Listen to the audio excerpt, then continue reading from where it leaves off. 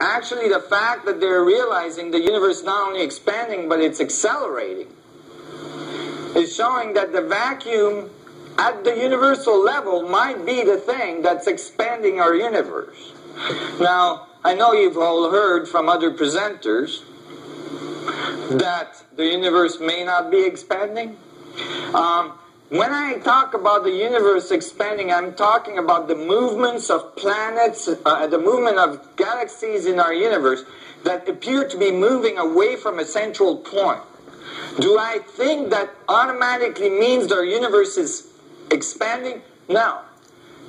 What I mean is that it could be moving away from the center at the equator, and it could be moving back towards center at the North and South Pole. And we wouldn't know. And it gets a little more complex, and we don't have time to get into that, but we'll see some of the dynamics that produce that view, you know? We have a tendency to have an arrested view of the dynamics of nature. Nature is a little more complex than just a sphere. Just a little. And so, if this was true, then that means that our universe is driven by the vacuum, that the space between you and me connects us, that the information that is in the space divides in very specific scales, and those scales makes up all of our reality, and that we're part of those scales. You guys are following this?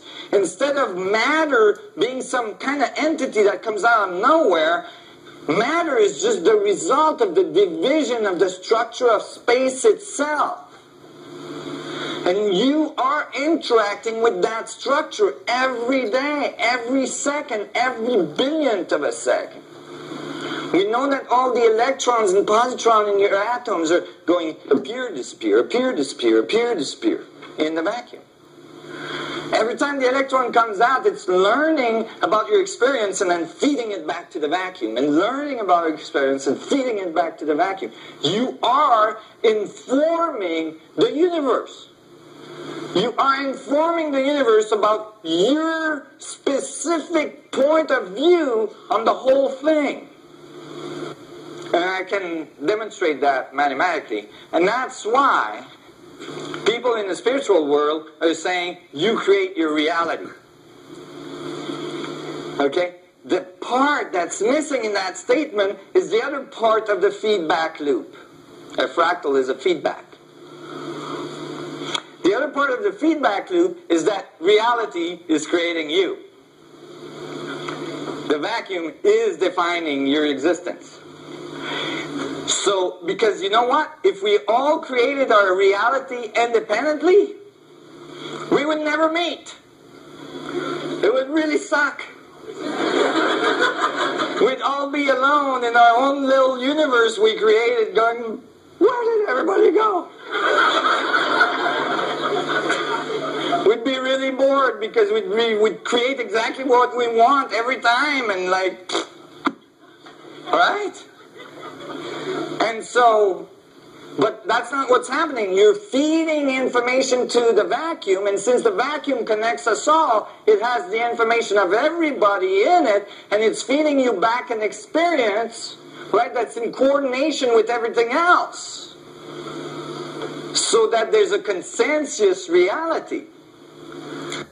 There was another presentation where he said the universe is loving itself as the feedback loop continues and the indrawing and outpouring. So I just wanted to add that from another presentation where he said the universe is constantly loving itself. So that one being cannot overcome all the scales. So that one person cannot say, oh, you know, today I'm kind of hot. Let's turn off, let's cool off the sun. And then the poor guy in Alaska is like, dude, it's cold up here. Right? But there is scale relationships. So the idea of the butterfly analogy, right?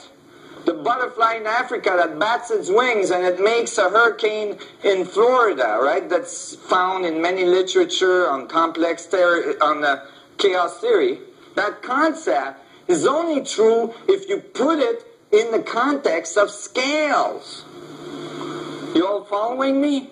Like, meaning that if the probability of a butterfly flapping its wings in Africa producing a hurricane are really, really, really low. Actually almost non-existent. Why? Because it would suck. You'd have people in Florida going to Africa with shotguns going, "Blah! Don't you move those wings." Right? But maybe if you have millions of butterflies all moving their wings at the same time, now you got something going. Right?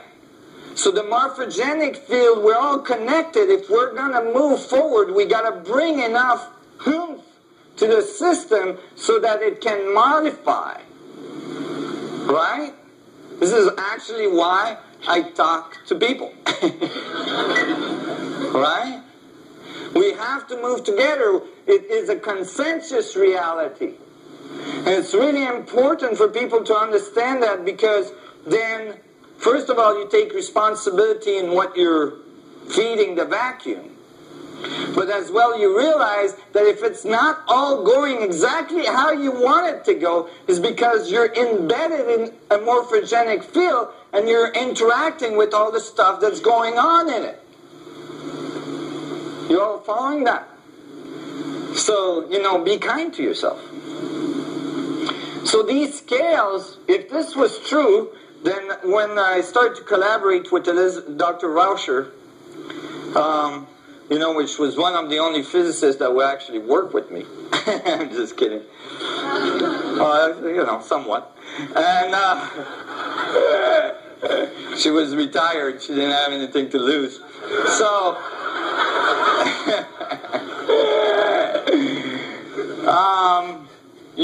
she said, if you're right, I think you're insane, but if you're right, then we should be able to write a scaling law that shows that the vacuum divides in a very specific way. And so we wrote a scaling law where we plotted the radius of an object relative to its frequency, to its energy level. And we plotted all the things in the universe on it, that, the large things and the small things. And we started with the universal size. Now, I just want to let you know, if you take the size of our universe and you put all the mass we see in the universe, which is 10 to the 55th grams, right, in it, our universe obeys the condition of a black hole. That is, there's too much mass for light to escape it. We know since Einstein that light gets curved by gravitational fields. We were able to show that with stars that are behind the sun that appears to be beside the sun just because the light is curving.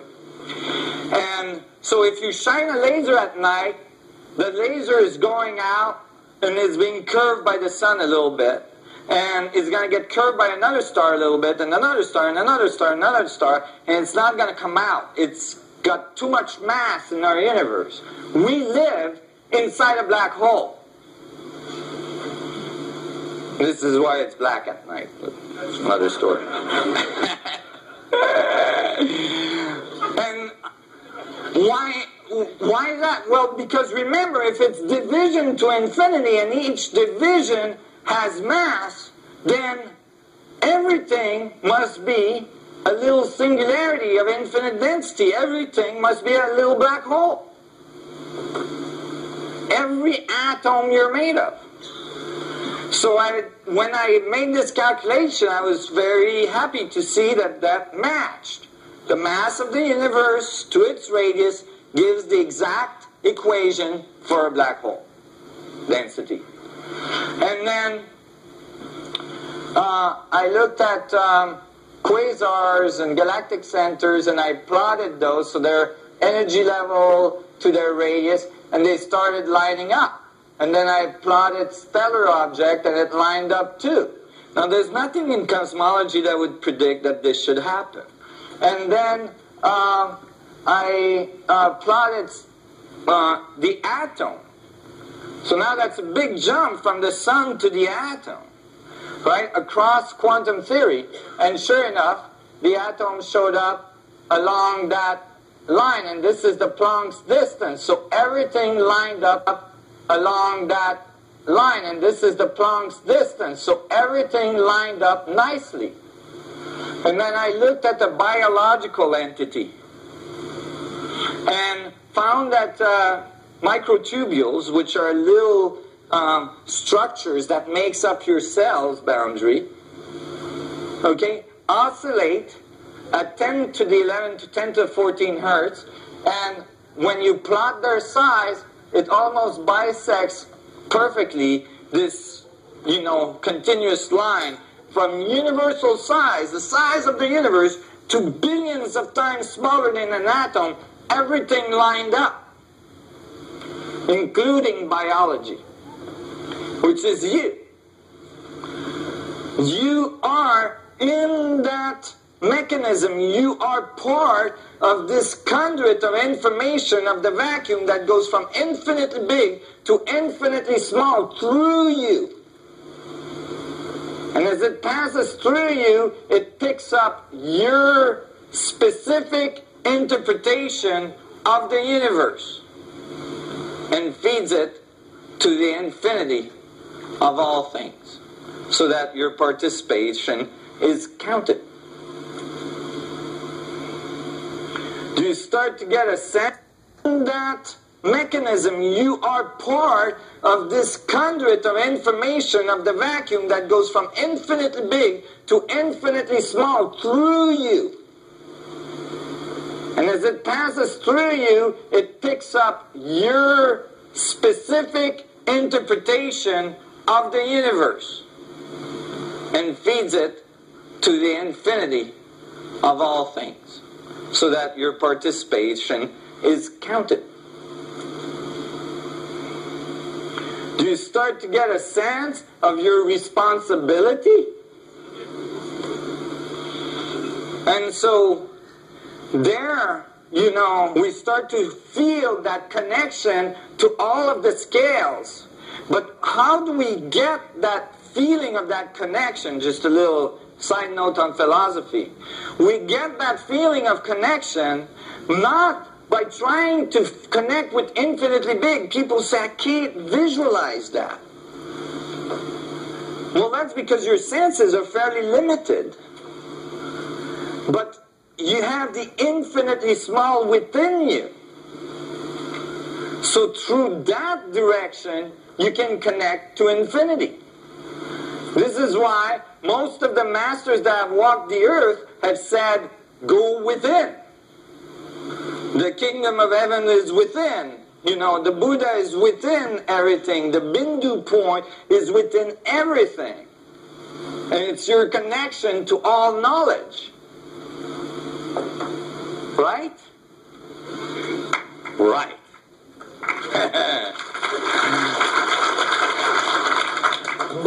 There was another video I just wanted to add where he said the size of the, you want to know how big the Planck wave is, that the smallest vibration of the universe. He said if the Planck wave was the size of a grain of sand, then the proton would be Alpha Centauri. Just to put it in perspective. I just had to add that. That was a really good little stat from the video. Oh. You're all going, oh man, you mean I gotta sit in like some pretzel position every morning and like, oh. No pretzel necessary. You can do this sitting down anywhere, or standing up if you want to. You have access to senses towards the infinitely small. Because you contain it. But when I wrote these equations, there was an issue. One of it was like, okay, if everything is different scales black holes, When I presented that to physicists, I got my butt kicked pretty hard. Typically kicked out of physics conference.